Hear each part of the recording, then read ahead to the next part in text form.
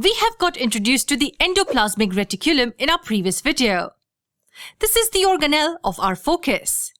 The endoplasmic reticulum works as a factory that manufactures certain important substances.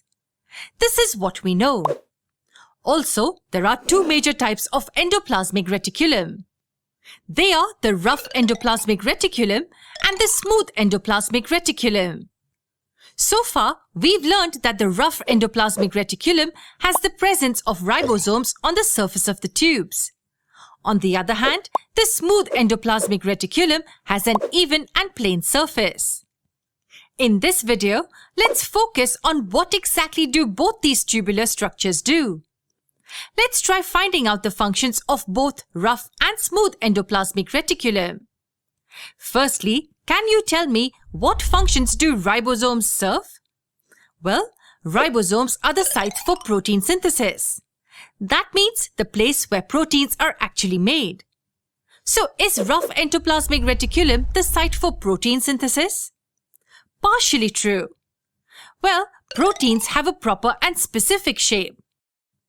That means the linear chains formed need to be folded appropriately. The protein chains are folded as they are passed through the cisternae, that is, these tubes of the endoplasmic reticulum. Also, the proteins move through the endoplasmic reticulum to reach their destination ahead. Now, if the rough endoplasmic reticulum participates in partial manufacturing of the proteins, then what does the smooth endoplasmic reticulum do? It helps in the manufacture of fat molecules, or it simply synthesizes lipids. Some of the proteins and lipids work as enzymes and hormones. So the substances produced by the smooth endoplasmic reticulum help in various ways. Do you know that different cells of the body have smooth endoplasmic reticulum that work in different ways? For example, the liver cells in animals have smooth endoplasmic reticulum that helps in the detoxification process by eliminating the toxins and drugs present in the cells. Very few proteins and lipids made by this endoplasmic reticulum help in building up the cell membrane. And this process has an interesting name. It's called membrane biogenesis.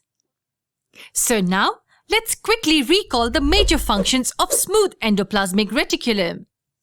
It firstly helps in the manufacture of fat molecules. It even synthesizes certain proteins and lipids which function as enzymes and hormones.